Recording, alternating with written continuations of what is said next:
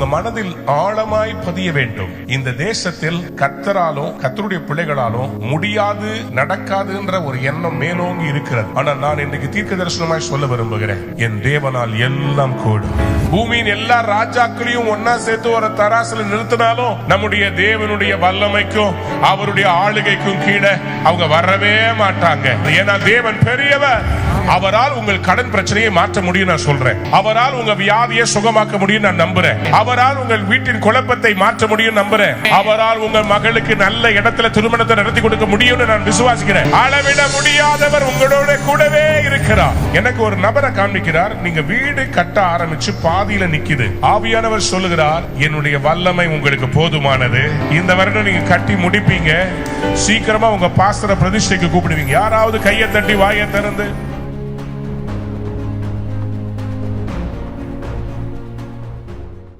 மத்தேயு சுவிசேஷம் 19ஆம் அதிகாரம் 26வது வசனம். Thank you Lord. Thank you Jesus. வாசிங்க. இயேசு அவர்களை பார்த்து மனுஷரால் இது கூடாததுதான் தேவனாலே எல்லாம் கூடும் என்றார். தேவனாலே எல்லாம் கூடும் என்றார். யாராவது ஒரு ஆமேன் சொல்லுங்களேன்.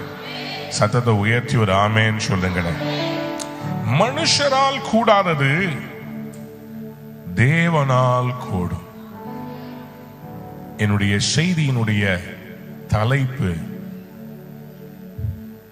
அளவிட முடியாத தேவனின் வல்லமை.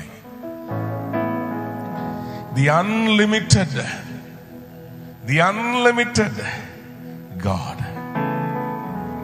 அளவிடவே முடியாத ஒரு தேவன்.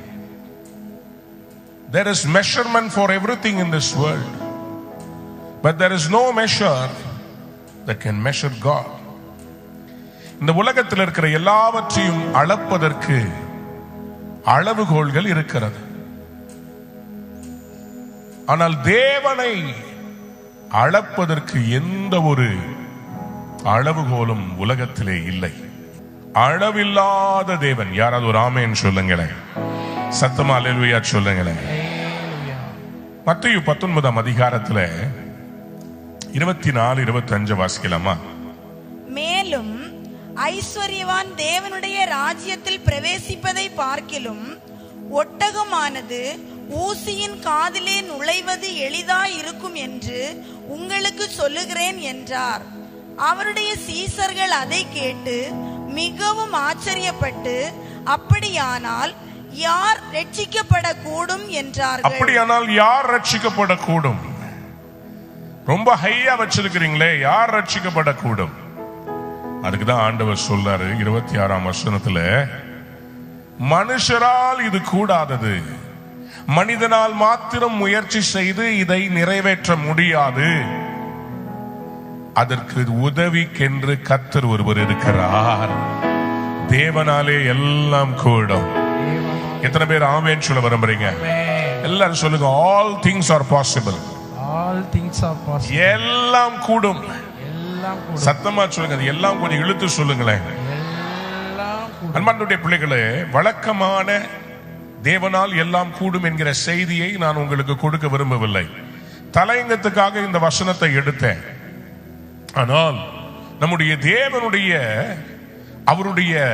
அவரை குறித்து வர்ணிக்க வேண்டும் என்றால், அவரை குறித்து ஒரு பெயரோ அல்லது அவரை ஒரு இடத்துக்குள்ளேயோ நீங்க அடைக்கவே முடியாது. காற்றுக்கு ஒரு அளவு இருக்கிறது, வெளிச்சத்துக்கு ஒரு அளவு இருக்கிறது. ஆனா நம்முடைய தேவனாகிய கர்த்தர் அளவிடப்பட முடியாதவர். அவரை குறித்து வேதம் சொல்கிறது, அவர் ஆதியும் அவர் அல்பாவும்.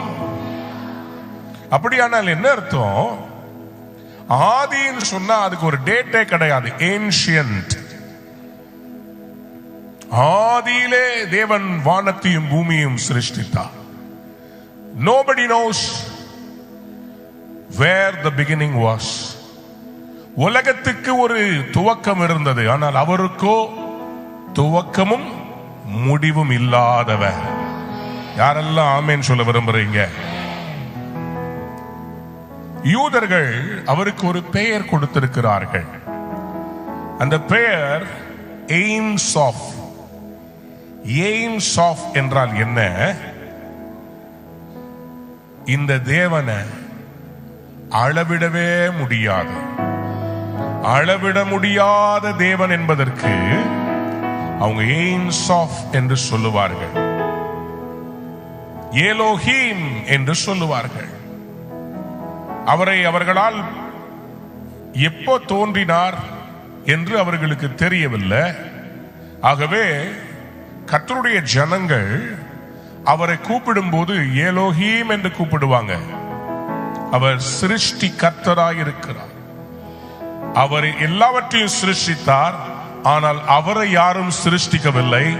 அவர் இருக்கிறவராகவே இருக்கிறார். யாராவது ஒரு ஆமென் சொல்லுங்க. சொல்லுங்க அல்லேலூயா. ஆகவேதான் மோசே அவர்கிட்ட கேட்கிறார், ஆண்டவரே உம்முடைய நாமம் என்ன? What is your name? ஆண்டவர் பேரை சொல்லல, அவர் எப்படி இருக்கிறாருன்னு சொன்னார். அவர் சொன்னார், நான் இருக்கிறவராகவே இருக்கிறேன். கையை உயர்த்தி அல்லேலூயா சொல்றீங்களா? வாசிங்க வெளிப்படுத்தல் 4ஆம் அதிகாரம் 8ஆம் வசனம். அந்த 4 ஜீவன்களிலும் ஒவ்வொன்று அவ்வாறு சிறகு உள்ளவைகளும் சரி சுற்றிலும் உள்ளேயும் கண்களால் நிறைந்தவைகளுமா இருந்தன.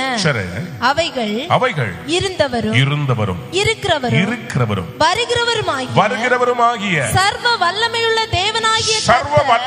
தேவனாகிய கர்த்தர் பரிசுத்தர் என்று இரவும் பகலும் ஓய்வில்லாமல் சொல்லிக் கொண்டிருந்தது. யாராவது ஒரு அல்லேலூயா சொல்றீங்களா? இந்த 4 ஜீவன்களிலும் ஒவ்வொன்றும் அவ்வாறு சிறகுள்ளவைகளும் அவைகள் என்ன செய்ததா? இருந்தவரும் இருப்பவரும் இருக்கிறவரும் வருகிறவருமாகிய சர்வ வல்லமையுள்ள தேவனாகிய கர்த்தர் பரிசுத்தர் பரிசுத்தர் பரிசுத்தர் என்று இரவும் பகலுமாய் அவரை ஆராதித்துக் கொண்டே இருந்தாங்களாம். யாரெல்லாம் ஒரு அல்லேலூயா சொல்றீங்க? அப்ப 24 hours அவங்க என்ன பாடினாங்க? இருந்தவர் இருப்பவரே, இனிமேலும் வருபவர் நீரே. இருந்தவர் இருப்பவரே, இனிமேலும் வருபவர் நீரே. அவங்க இந்த டியூனை தான் பாடினாங்கன்னு நான் சொல்லல. ஆனா எனக்கு ஒரு நாள் ஜெபத்துல இருந்தபோது இந்த டியூனை கொடுத்தார். 2 பாடல்களை ஆண்டவர் இந்த 24 hours worship கொடுத்தார். எத்தனை பேர் நம்புறீங்க பரலோகத்திலே செய்யப்படுவது போல பூலோகத்திலையும் செய்யப்படுவதாக? நான் நம்புறேன், விசுவாசிக்கிறேன். சீக்கிரம் உங்க ஆலயத்துல 24 hours பிரேயர் டவர் ஒன்னு கட்ட போறாங்க.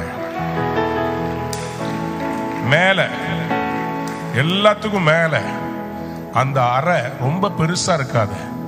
ஒரு 5 பேர் 10 பேர் இருக்கிற மாதிரி ஒரு அறை இருக்கும். அந்த அறையில இரவும் பகலும் 168 மணி நேரமா பாஸ்டர் ஒரு வாரத்துக்கு? அந்த ஒரு வாரத்துக்கு 1 மணி நேரம் நீங்க தர போறீங்க. இரவும் பகலும் மேல வர்ஷிப் போயிட்டே இருக்கும்.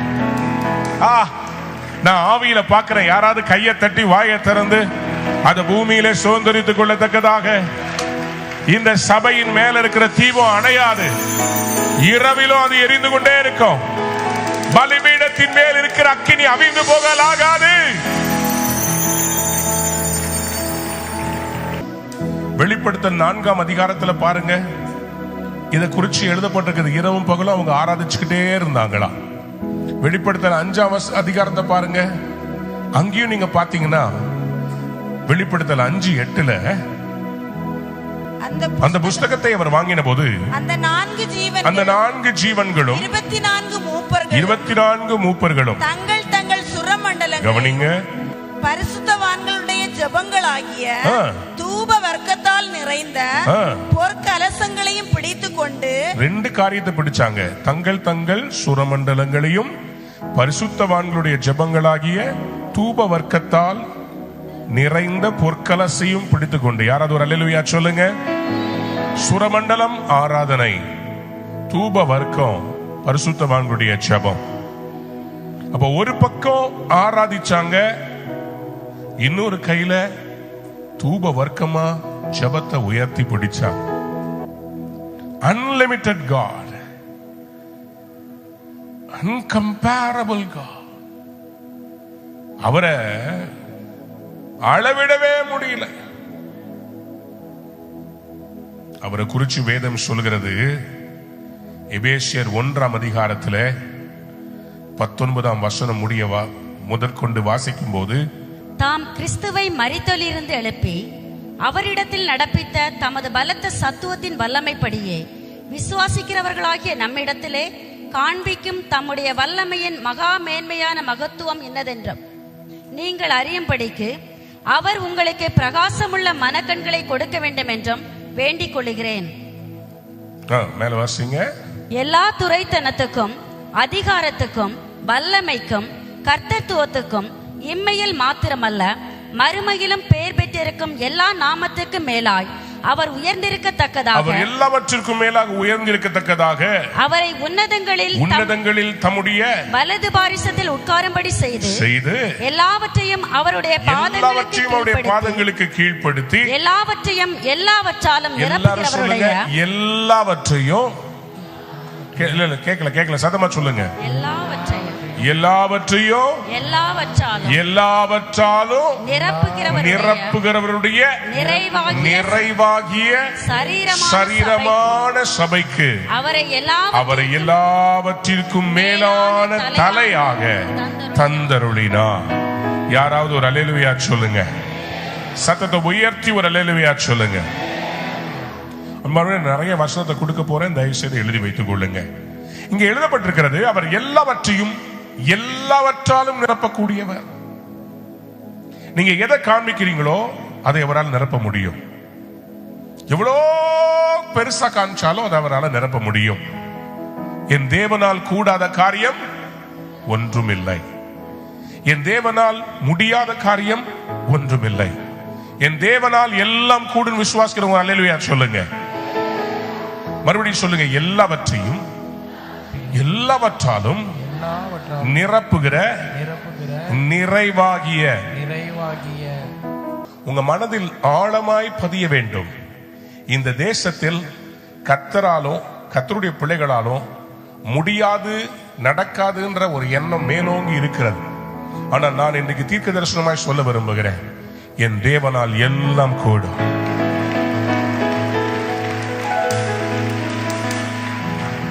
இப்படி கை தட்டுறதா நான் சொல்லிருக்கவே மாட்டேன்.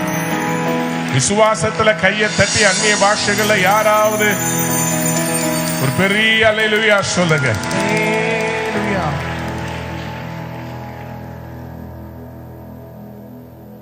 எல்லாவற்றையும் எல்லாவற்றாலும் நிரப்புகிறவருடைய நிறைவாகிய சரீரமான சபைக்கு. அப்ப சபைக்கும் ஆண்டவர் அதே இன்ஃபைனைட் வல்லமையை கொடுத்திருக்கிறார். The church also possesses the same infinite power of God. சங்கீதங்களில் 145ஆம் சங்கீதம் 3ஆம் வசனம் இப்படியாக சொல்லுகிறது. சங்கீதம் 145:3. கர்த்தர் பெரியவரும் மிகவும் புகழப்படத்தக்கவருமாயிருக்கிறார், அவருடைய மகத்துவம் ஆராய்ந்து முடியாது.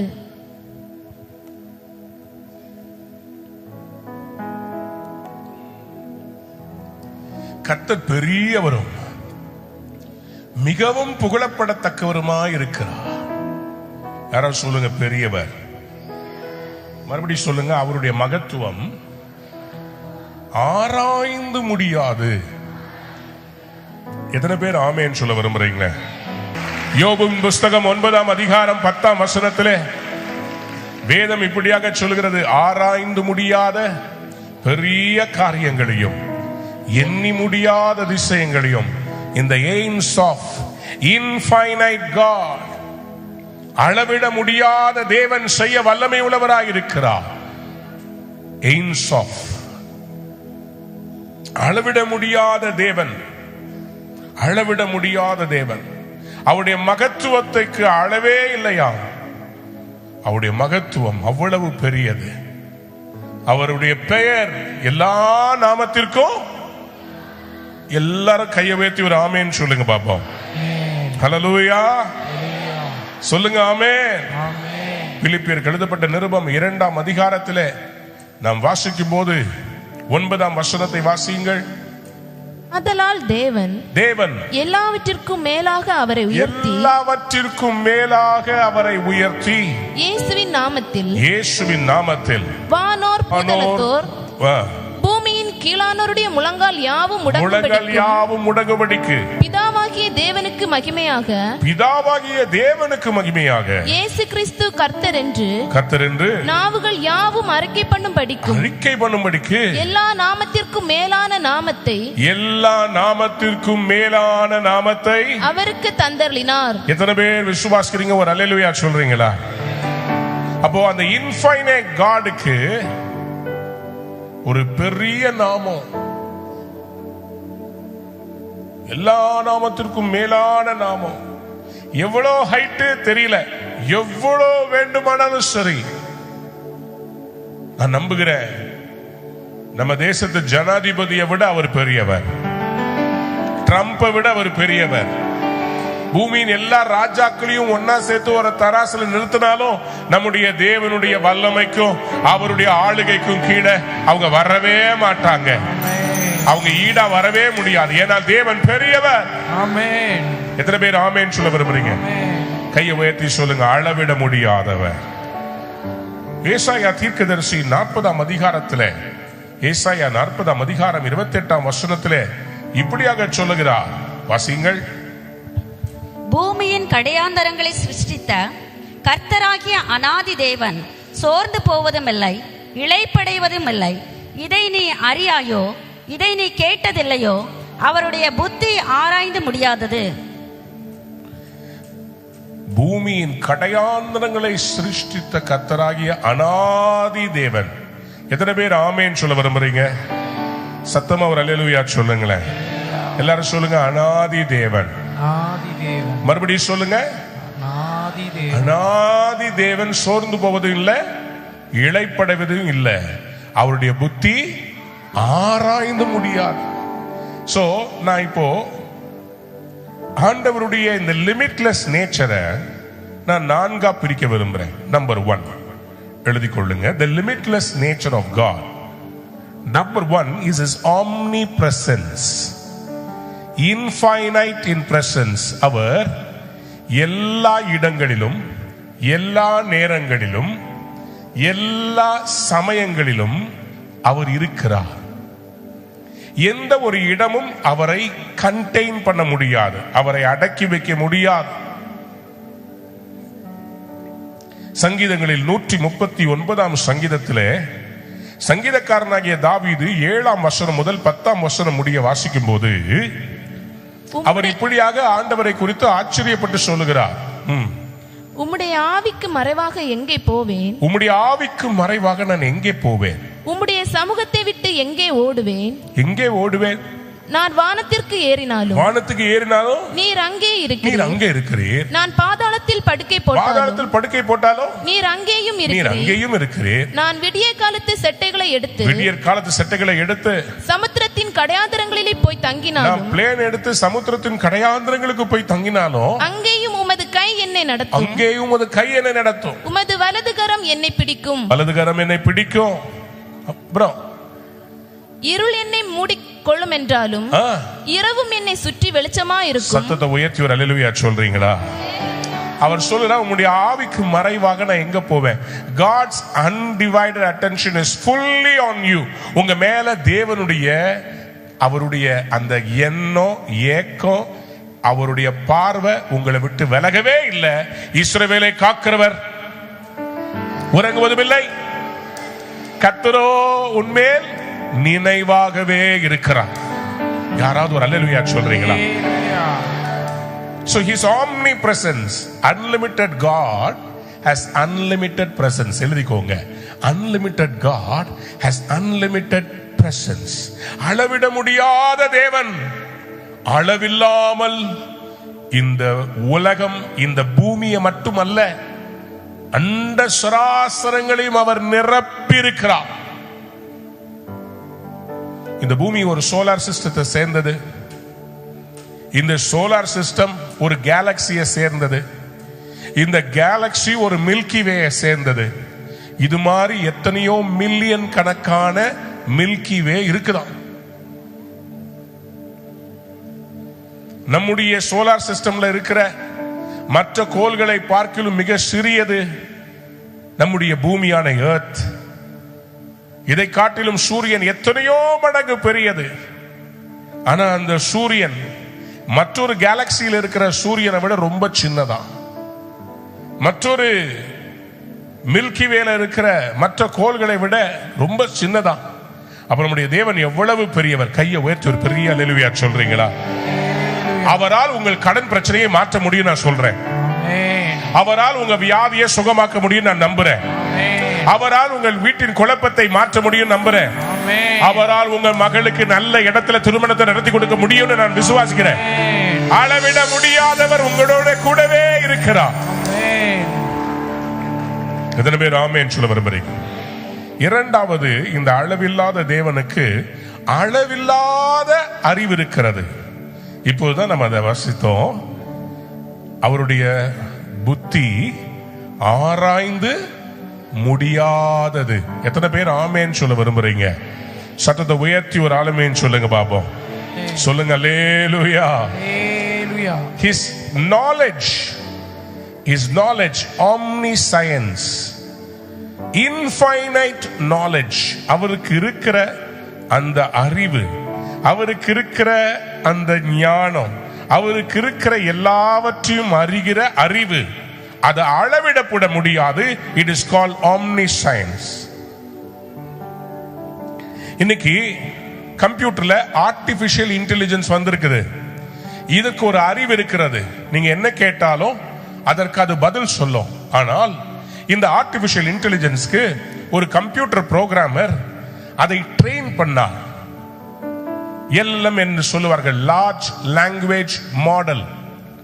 அந்த LLM என்று சொல்லப்படுகிற அந்த கம்ப்யூட்டருக்கு, அந்த சாஃப்ட்வேர் கிட்ட இவங்க நிறைய நாலேஜை படிக்கிறதுக்கு இடம் கொடுப்பாங்க. உங்க போன்ல இருக்க ChatGPT கிட்ட நீங்க ஏதாவது கேட்டீங்கன்னா கேட்க வேண்டாம். ஏன்னா இன்னைக்கு அது வேற மாதிரி போயிட்டு இருக்குது. எதற்கு நான் இதை சொல்றேன்? கடைசி நாட்களில் அறிவு பெருகி போகும். அறிவை தேடி ஜனங்கள் இங்கும் அங்குமாய் ஓடுவார்கள் என்று வேதம் சொல்லுகிறது. கர்த்தரை அறிகிற அறிவு இருக்கு பாத்தீங்களா? அந்த அறிவை விட்டுட்டு உலக பிரகாரமான அறிவு. ஒரு பையன் என்கிட்ட வந்து சொன்னா, அண்ணே என்ன ட்ரெஸ் போடுறீங்க, உங்க ட்ரெஸ்ஸிங் சென்ஸை கொஞ்சம் மாத்தணும்னா. நான் சரி, அவன் ஃபேஷன் டிசைனர் இருப்பான் போல இருக்குது, அவன்கிட்ட கேட்டு நம்ம கத்துக்குவோம். சொல்லு ராசா, என்ன மாதிரி ட்ரெஸ் எனக்கு போட்டா நல்லா இருக்கும். அவன் டக்குன்னு என்னை நிக்க வச்சு ஒரு போட்டோ எடுத்தான். போட்டோ எடுத்துட்டு ஏதோ ஒரு பொம்பளை பிள்ளை கிட்ட பேசினான். ஹலோ, இவருக்கு என்ன ட்ரெஸ் போட்டா நல்லா இருக்கும் அப்படின்னு. அது கலர் கலரா காமிக்குது, ஜிகினா ஜிகினாவா காமிக்குது எனக்கு.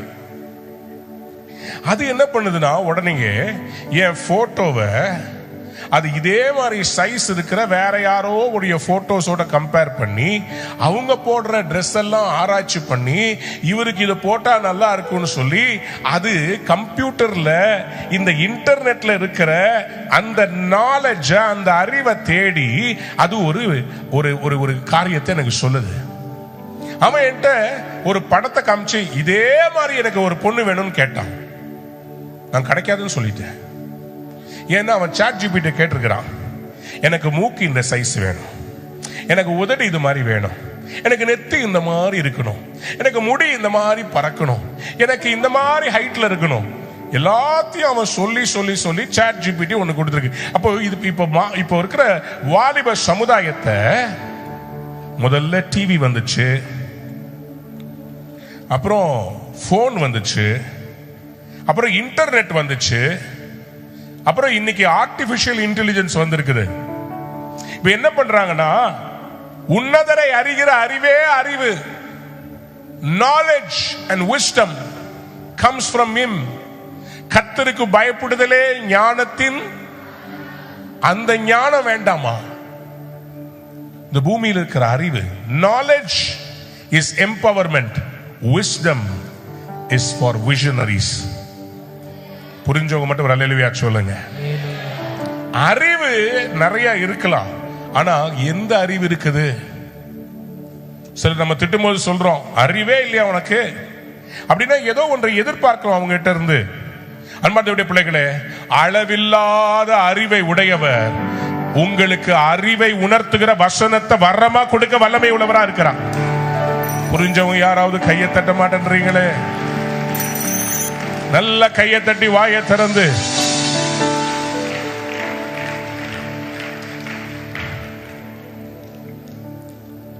ஒன்று முதல்ல சொன்ன ஆம்னி பிரசன்ட் காட், இரண்டாவதாக சொன்ன ஆம்னி சயின்ஸ். எல்லா காரியத்தையும் உங்களுடைய பிரசன்ட், உங்க பாஸ்ட், உங்க ஃபியூச்சர் எல்லா டீட்டெயிலையும் அவர் புரிந்தவராய் இருக்கிறார், உங்களை அறிந்தவராய் இருக்கிறார். உங்க லைஃப பத்தி அவருடைய அண்டர்ஸ்டாண்டிங் பர்ஃபெக்டா இருக்கும். நீங்க செய்யறது எல்லாம், உங்க வாழ்க்கையில ஏற்படுற தடுமாற்றங்கள் எல்லாவற்றையும் அவர் அறிந்தவரா இருக்கிறார். ஆகவேதான் சங்கீதக்காரன் 139 அதிகாரத்துல அவர் சொல்றாரு, நான் உமது ஆவிக்கு மறைவாக நான் எங்க போவேன்? என் வாழ்க்கை ஒரு திறந்த புஸ்தகம் போல இருக்குது. எத்தனை பேர் நீங்க ஆமேன்னு சொல்ல விரும்புறீங்க? அப்படியே கையை வைத்து சொல்லுங்க பாப்போம். அளவிட முடியாத அறிவு, அளவிட முடியாத பிரசன்னம். மூன்றாவது, அளவிட முடியாத அவருடைய வல்லமை. அளவிட முடியாத அவருடைய வல்லமை. Omnipotent God. He is an omnipotent God, means he is an infinite in power. அவருடைய வல்லமைக்கு குறைவே இல்லை. 2 நாளாகமம் 16 அதிகாரம் 9 வசனத்தை வாசித்து பார்க்கலாமா? 2 நாளாகமம் 16 அதிகாரம் 9 வசனம். தம்மை பற்றி உத்தம இருதயத்தோடு இருக்கிறவர்களுக்கு, தம்மை பற்றி உத்தம இருதயத்தோடு இருக்கிறவர்களுக்கு தம்முடைய வல்லமையை விளங்க பண்ணும்படி, தம்முடைய வல்லமையை விளங்க பண்ணும்படிக்கு கர்த்தருடைய கண்கள் பூமி எங்கும் உலாவிக் கொண்டிருக்கிறது. இந்த விஷயத்தில் மதி இல்லாதவராய் இருந்தீர். ஆகையால் இது முதற்கொண்டு உமக்கு யுத்தங்கள் நேரிடும் என்றார். கையை உயர்த்தி ஆமீன் சொல்லாதீங்க. உங்களுக்கு யுத்தம் வேண்டாம். கண்கள் பூமி எங்கும் உலாவிக் கொண்டிருக்கிறது. இந்த இடத்துல கர்த்தருடைய கண்களை உலாவிக் கொண்டிருக்கிறது. எதுக்கு தெரியுமா? தம்மை பற்றி உத்தம இருதயத்தோடு இருக்கிறவர்களுக்கு தம்முடைய வல்லமையை அவர் விளங்க பண்ணும்படி. யாராவது ஒரு ஆமேன் சொல்ல மாட்டேன்றீங்க? வல்லமை வேணுன்றவங்க மட்டும் ஒரு அல்லேலூயா சொல்லுங்க. வல்லமை தேவைன்றவங்க மட்டும் ஒரு அல்லேலூயா சொல்லுங்க. பக்கத்தை பார்த்து சொல்லுங்க, வல்லமை இருக்குதா? வல்லமை இருக்கா? ஒரு ஊர்ல பயங்கரமா புலி வந்து அந்த ஊர்ல இருக்கிற ஆடு கோழி எல்லாம் திருடிட்டு போயிடுமா. அதனால என்ன பண்ணாங்க, ஊர்க்காரங்க எல்லாம் இந்த ராணுவ வீரர்கள் 2 பேரை கூப்பிட்டாங்க. நீங்க வந்து இந்த புலியை சுற்றணும். உடனே அவங்களும் வந்தாங்க. அவங்கள உயரமான ஒரு மலையில ஒரு மரத்துல ஏறி உட்கார வச்சுட்டு, புலி வருது நாங்க சொல்லும் போது நீங்க டப்புன்னு எழும்பி டக்குன்னு சுற்றணும். எப்படி? டப்புன்னு எழும்பி டக்குன்னு சுற்றணும் சொல்லிட்டாங்க. பார்த்தா எல்லாரும் அவங்கள பயங்கரமா கவனிக்கிறாங்க. காலையில பொங்கல், சாம்பார், வடை, சட்னி, கேசரி எல்லாம் வருது, சாப்பிட்டாங்க. சாயந்தரமா இருக்கும், புலி வருது நாங்க நின்னா புலி வந்து ஓடியே போயிடுச்சு. இவங்க சொன்னாங்க, அடுத்த தடவை புலி அங்க வருதுன்னா இங்க சத்தம் கொடுக்கணும், புலியோட சேர்ந்து ஓடி வரக்கூடாது. சரி சரி சரி எல்லாம் ரெடியானாங்க. வெயிட் பண்ணிக்கிட்டே இருந்தாங்க. 3வது நாள் இவங்களுக்கா ஒரே பிரியாணி. ராணுவ வீரர்களே, புலிய பாத்தீங்கன்னா டக்குன்னு பார்த்து பட்டுன்னு சுட்டுருங்க. எல்லாரும் சொல்றாங்க, டக்குன்னு பார்த்து பட்டுன்னு சுட்டுருங்க, டக்குன்னு பார்த்து பட்டுன்னு சுட்டுருங்க. எல்லாம் ரெடியா இருக்கிறாங்க. இந்த ராணுவ வீரர்கள் மேல இருக்கிறாங்க. 3வது நாள் புலி வருதுன்னு கேட்டு இந்த ராணுவ வீரர்களுக்கு ரொம்ப சோர்வாயிடுச்சு. புலி வருதுன்னா ஏன் சொன்னா புலி வரல, காணாம போயிடுச்சு. இவங்களும் சோர்ந்து போயிட்டாங்க. 3வது நாள் புலி வருது, ராணுவ வீரர்களே புலி வருது.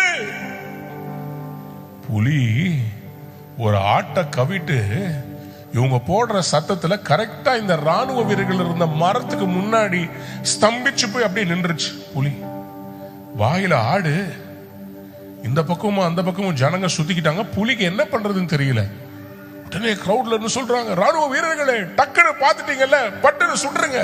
2 ராணுவ வீரர்களும் எழுச்சாங்க, அட்டென்ஷன்ல நின்னாங்க, துப்பாக்கி எடுத்தாங்க, அதை ரீகாயில் பண்ணிட்டு நேரா புலியுடைய பொட்டை பார்த்து டக்குன்னு சுடுறதுக்கு பட்டுன்னு அமுத்துனாங்க. ஒன்னும் நடக்கல. புலி மேல பார்த்துட்டு சீ அப்படின்னு அது பாட்டுக்கு போயிடுச்சு. எல்லாரும் கேட்கிறாங்க, ராணுவ வீரர்களே என்ன ஆச்சு? புலி வந்தா டக்குன்னு பார்த்து பட்டுன்னு சுட சொன்னோமே. அந்த ராணுவ வீரர்கள் சொன்னாங்க, ஐயா புலி வருது புலி வருதுன்னு எவ்வளவு நாள் சொன்னீங்க. அன்னைக்கெல்லாம் நாங்க உஷாரா இருந்தோம், இன்னைக்கு கொஞ்சம் அசந்துட்டோம். துப்பாக்கி இருந்துச்சு, துப்பாக்கியில குண்டுதான் இல்ல. நீங்க முன்னாடி ஒரு நாள் பிசாசு துரத்துறது பெருசு இல்லைங்க, இன்னைக்கும் தேவனுடைய வல்லமை உங்களை நிரப்பி இருக்க வேண்டும். யாராவது கையை தட்டி வாயை திறந்து தேவ வல்லமையை விரும்புறவங்க, அளவில்லாத தேவ வல்லமை அவருடைய கண்கள் தேடி கொண்டிருக்கிறது. யாருக்கு அந்த வல்லமை வேணும்? மத்தேயு 22:29. நீங்கள் வேத வாக்கியங்களையும் தேவனுடைய வல்லமையும் அறியாமல் தப்பான எல்லாம், you are in error because you do not know the scriptures or the power of God. ஆண்டவர் சில நேரத்தில் ஒரு கேள்வியை ஏன் கேட்கிறாரு? மத்தேயு எழுதின சுவிசேஷம் 9:28-29 இதை செய்ய எனக்கு வல்லமை உண்டு என்று கேட்டார். பாருங்க கேள்வி. அவருடைய வல்லமையை பற்றி உணர்ந்தவர்களுக்கு தான் அவருடைய வல்லமை விளங்க பண்ணும்படி அவருடைய கண்கள். For those who understand the power of God, God is willing to reveal His unlimited power. His unlimited power is for display for those who believe. விசுவாசிக்கிறவர்களுக்கு தான் அவருடைய வல்லமையை, அந்த வல்லமையினுடைய அன்லிமிட்டெட், அளவிட முடியாத அதனுடைய திறமையை யாருக்கு காண்பிப்பார்? விசுவாசிக்கிறவனுக்கு எல்லாம் கூடும். அவருக்குள்ள இருக்கிற அந்த எய்ம்ஸ் ஆஃப் அன்லிமிட்டெட் நேச்சர் அவர் ஒரு வட்டத்துக்குள்ள போடவே முடியாது. இஸ்ரவேல் ஜனங்கள் வனாந்திரத்திலே அவர்கள் முறுமுறுத்த போது தேவனுக்கு கோபம் வந்ததே ஒண்ணுதான், என் வல்லமையை அளவிட முடியாதது, என்னை மட்டுப்படுத்தி என்னால இதை செய்யக்கூட முடியாதுன்னு நினைச்சு அணுகிறீங்களேப்பா, இங்கே கொண்டு வந்து எனக்கு உங்களுக்கு தண்ணீரை கொடுக்க முடியாதா? பாலும் தேனும் ஓடுகிற தேசத்தை வாக்கு பண்ணியிருக்கிறேன், வானத்திலிருந்து மன்னாவை உங்களுக்காக ரெடியா அனுப்புறேன், என் வல்லமை என்னன்னு உங்களுக்கு தெரிய வேண்டாமா? காடைகளை அனுப்பினார், ஒரு கீழ் காற்று காடைகளை கொண்டு வந்தது.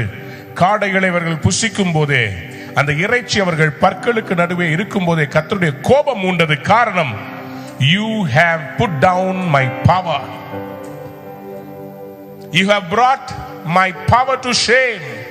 I have the unlimited power to solve every problem of yours. அளவிட முடியாத வல்லமை. எத்தனை பேருக்கு நீங்க அந்த வல்லமை வேணும்? கையை உயர்த்தி ஒரு ஆமென் சொல்றீங்களா? அதுவேதான் மத்தேயு 9:28-29 கேட்டார். என்ன கேட்டார்? வாசிங்க.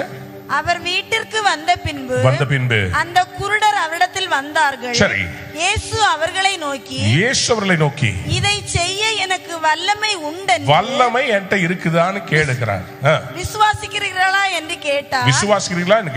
அதற்கு அவர்கள் ஆம் விசுவாசிக்கிறோம் ஆண்டவரே என்றார்கள். ஆண்டவரே நாங்க விசுவாசிக்கிறோம் சொன்னாங்க. அப்பொழுது அவர்கள் அவருடைய கண்களை தொட்டு என்ன சொன்னாரு? உங்கள் விசுவாசத்தின்படி உங்களுக்கு ஆக கடவுள். அவருடைய வல்லமை வெளிப்பட்டதற்கு காரணம் விசுவாசம். விசுவாசத்தோடு யாராவது ஒரு ஆமென் சொல்லுங்க. எனக்கு ஒரு நபரை காண்பிக்கிறார், நீங்க வீடு கட்ட ஆரம்பிச்சு பாதியில நிக்குது. ஆவியானவர் சொல்லுகிறார், என்னுடைய வல்லமை உங்களுக்கு போதுமானது, இந்த வருடம் நீங்க கட்டி முடிப்பீங்க, சீக்கிரமா உங்க பாஸ்டரை பிரதிஷ்டைக்கு கூப்பிடுவீங்க. யாராவது கையை தட்டி வாயை திறந்து அந்த நபருக்காக ஸ்தோத்திரம் பண்ணலாமா? யோபு இப்ப நல்லா புரிஞ்சுக்கிட்டாருங்க. யோபு பல காரியங்களை பேசினாலும் யோபு தன் நாவினாலே பாவம் செய்யவில்லை. ஏன் கர்த்தர் சொன்னாரு? யோபு 12:13 வாசித்து பாருங்க. யோபு 12:13 அவரிடத்தில் ஞானமும் வல்லமையும் எத்தனை அதிகமாயிருக்கும், அவருக்குத்தான் ஆலோசனையும் புத்தியும் உண்டு. விசுவாசிக்கிறவங்க ஒரு ஆமென் சொல்றீங்களா? ஞானம் வல்லமை எத்தனை அதிகமாயிருக்கும். How limitless is his wisdom, his power. He has counsel and knowledge. அவருக்கு எல்லாம் தெரியும். ஆகவேதான் அவருடைய லைஃப்ல டர்னிங் பாயிண்ட் வந்ததுக்கு காரணமே தேவரீர் சகலத்தையும் செய்ய நீர் செய்ய நினைத்த காரியம் என்னைக்கு அவர் எய்ம்ஸ் ஆஃபா சகலத்தையும் செய்ய வல்லவரா யோபு பார்த்தார், புரிந்து அறிக்கை செய்தாரோ கர்த்தர் யோபுவின் சிறையிருப்பை திருப்பினார். அப்படியான நான் இப்படி சொல்லட்டுமா, சிலருடைய வாழ்க்கையில திருப்பு முனை வராமல் இருப்பதுக்கு காரணம் அவருடைய அன்லிமிட்டெட் நேச்சரை இன்னும் நம்ம புரிந்து கொள்ளவில்லை, அறிக்கை செய்யவில்லை. யாராவது அழுத்தமா ஒரு ஆமேன்னு சொல்லுங்க. போதாது, இன்னும் சத்தமா ஒரு ஆமேன்னு சொல்லுங்க. என்னாகமம் 14ஆம் அதிகாரத்திலே 18ஆம் வசனத்திலே இப்படியாக அவர் தேவனை நோக்கி பேசுகிறார். என்னாகமம் 14:18 தமிழ்ல 18.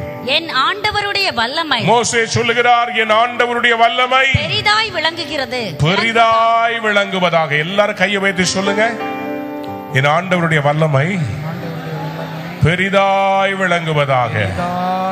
சத்தமா சத்தமா சொல்லுங்க. எப்படி விளங்கட்டும்? பெரிதாய். இப்போ உங்க பிரச்சனைக்கு முன்னாடி இத அறிக்கை சொல்ல போறீங்க, சரியா? அது எரிகோவா இருக்கலாம், அல்ல உங்க மேல எரிச்சலா இருக்கிற மனுஷனா இருக்கலாம், அல்லது சில கட்டுகளா இருக்கலாம். அதற்கு நேரா கையை நீட்டுக்க பாப்போம். சொல்லுங்க, என் ஆண்டவருடைய வல்லமை, என் ஆண்டவருடைய வல்லமை பெரிதாய் விளங்குவதாக. சத்தமா ஒரு அல்லேலூயா சொல்லுங்க. இன்னும் சத்தமா அல்லேலூயா சொல்லுங்க. சங்கீதக்காரன் இதை புரிந்து கொள்கிற அன்லிமிட்டெட் பவர் ஆஃப் காட். சங்கீதம் 62:11 அவர் சொல்லுகிறார். சங்கீதம் 62:11 தேவன் ஒரு தரம் விளம்பினார். ஒரு தடவை தான் சொன்னாரா? 2 தரம் கேட்டிருக்கிறேன். அவர் ஒரு தடவை சொன்னா 2 தடவை காதுல வந்து விழுகிறது. என்னன்னைக்கு விழுந்துச்சா? வல்லமை தேவனுடையது. புரியல. யாராவது சத்தமா அல்லேலூயா சொல்லுங்க. அன்லிமிட்டெட் பவர் யார்ட்ட இருக்குது? தேவனுடையது. 1 நாளாகமம் 29ஆம் அதிகாரம் 11ஆம் வசனம், 1 நாளாகமம் 16ஆம் அதிகாரம் 11வது வசனம், 1 சங்கீதம் 105:4. இந்த எல்லா வசனங்கள் மறுபடியும் சொல்றேன். 1 நாளாகமம் 29:11, 1 நாளாகமம் 16:11, சங்கீதம் 105:4. இந்த எல்லா வசனங்களும் எதை சொல்லுகிறது? வாசிக்கலாமா? கர்த்தாவே மாட்சிமையும் வல்லமையும் மகிமையும் ஜெயமும் மகத்துவமும் உம்முடையவைகள், வானத்திலும் பூமியிலும் உள்ளவைகள் எல்லாம் உம்முடையவைகள். சரி. கர்த்தாவே ராஜ்யமும் உம்முடையது, தேவரீர் எல்லாருக்கும் தலைவராய் உயர்ந்திருக்கிறீர். கையை உயர்த்தி ஒரு பெரிய அல்லேலூயா சொல்லிடுங்க பாப்போம். சத்தத்தை உயர்த்தி ஒரு அல்லேலூயா. மாட்சிமை கிரேட்னஸ், வல்லமை பவர், மகிமை glory, ஜெயம் victory, மகத்துவம் majesty, greatness, power, glory, victory, majesty. இது எல்லாமே அவருடையவைகளா? அது யாருக்கு விரும்புகிறாரோ அவர் தருகிறார். கர்த்தரையும் அவருடைய வல்லமையும் நாடுங்கள்.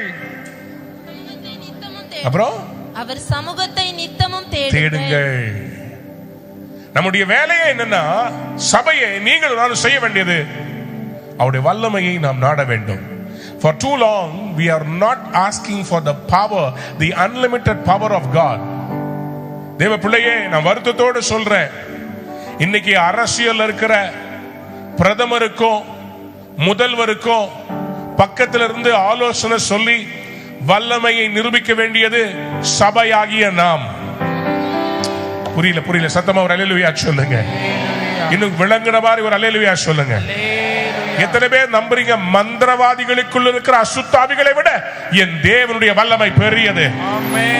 கையை தட்டி வாயை திறந்து. மரியாளே, என்னமா நடந்துச்சு உனக்கு? மரியாளே, எப்படி அவருக்கு தாயாக நீ மாறினாய்? லூக்கா எழுதின சுவிசேஷம் 1ஆம் அதிகாரம் 49ஆம் வசனத்தை வாசித்து பாருங்கள். வல்லமையுடையவர் மகிமையானவைகளை எனக்கு செய்தார். மகிமையானவைகளை எனக்கு செய்தார். அவருடைய நாமம் பரிசுத்தம். அவருடைய நாமம் பரிசுத்தமானது, பரிசுத்தம் உள்ளது. யாராவது கையை உயர்த்தி ஆமென் சொல்லுங்க. இன்னைக்கு நான் தீர்க்க தரிசனமா சொல்றேன், சீக்கிரத்துல இந்த மேடைக்கு பக்கத்துல நீங்க வந்து இதே வார்த்தைய கர்த்தர் எனக்கு செய்தார் என்று அற்புதத்தை சொல்லும் போது இந்த வசனத்தை சொல்லி சொல்ல போறீங்க. வல்லமை உடையவர் மகிமையானவைகள் எனக்கு செய்தார்.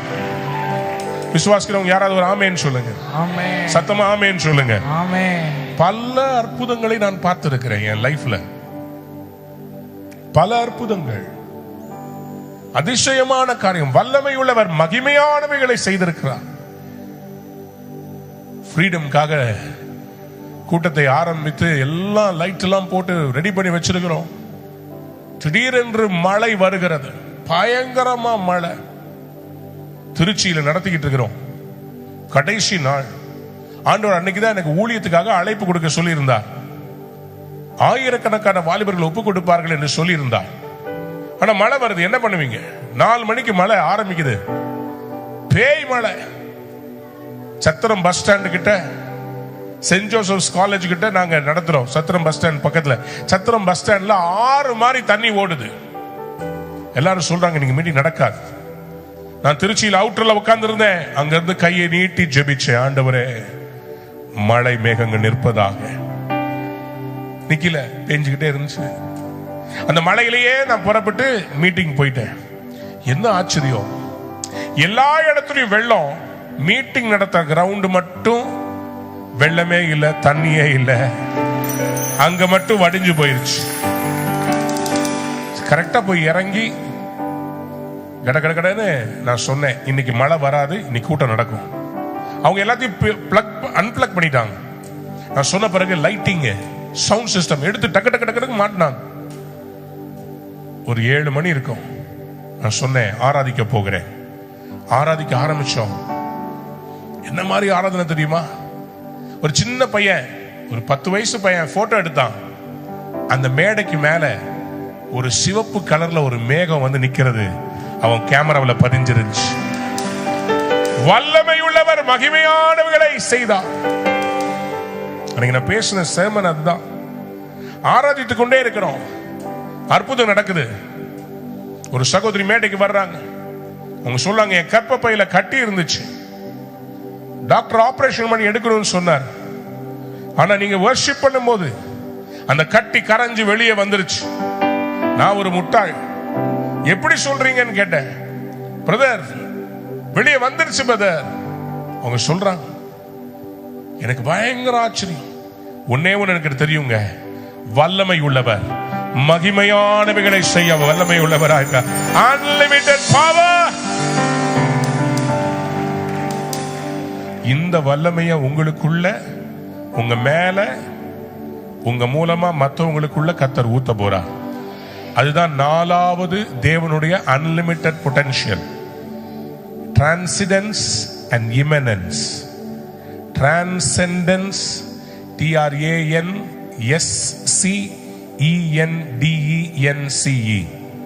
Transcendence and immanence. என்ன அர்த்தம்னா, அவர் தான் உருவாக்கின சிருஷ்டிகள் எல்லாவற்றிலிருந்தும் தனித்து செயல்படக்கூடியவர். அவர் அதே வல்லமைய யாரிடத்தில் அவர் அன்பு கூறுகிறாரோ, யாரிடத்தில் அவர் நெருங்கிய ஒரு நட்பு வைத்திருக்கிறாரோ, அவர்களுக்கு அந்த வல்லமையை விளங்க பண்ண அனுதின வாழ்க்கையில் அவருடைய வல்லமையை ஆவியானவர் என் மேல் இருக்கிறார் என்றும் சொல்ல வைப்பார்.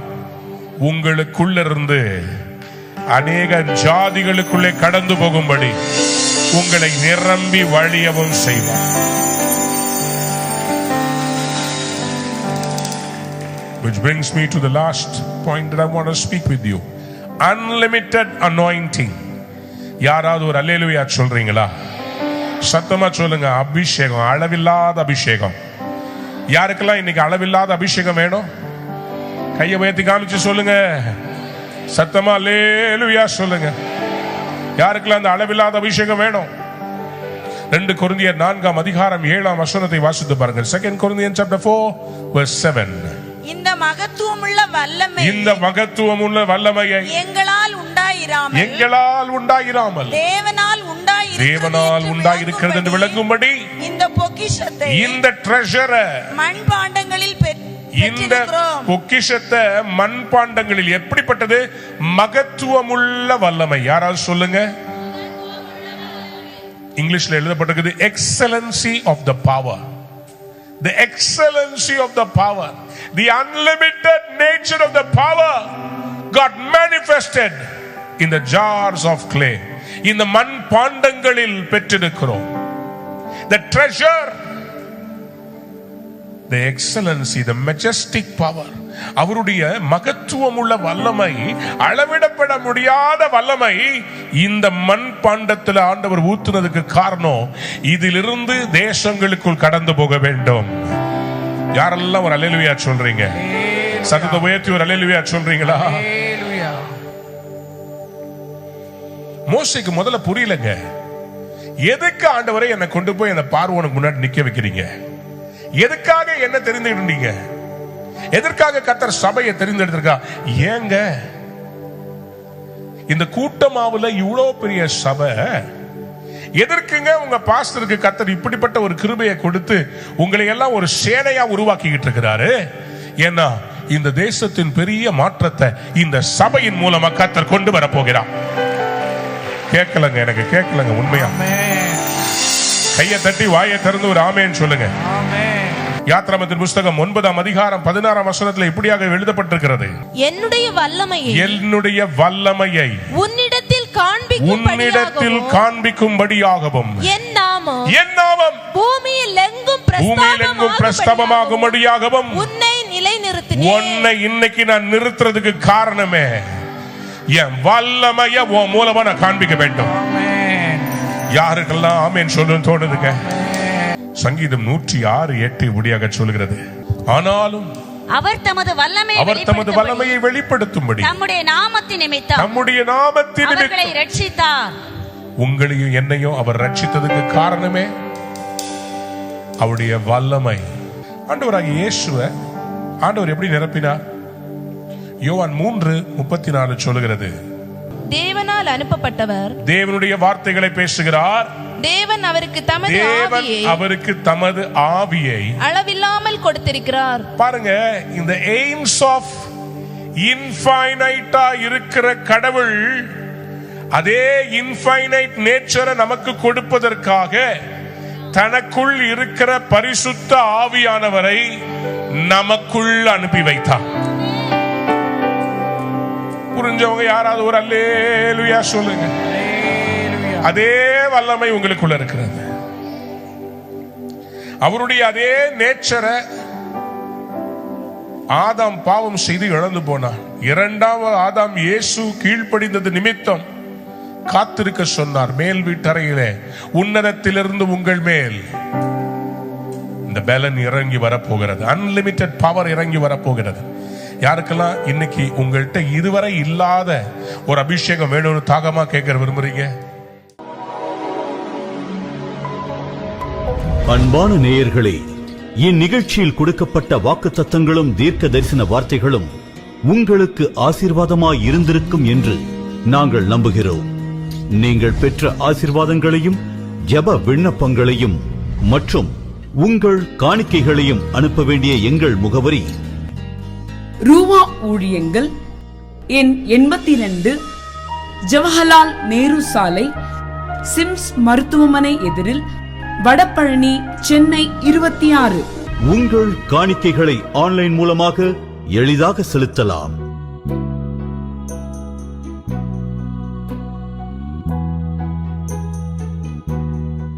எங்கள் இணையதள முகவரி www.ruhaministries.org.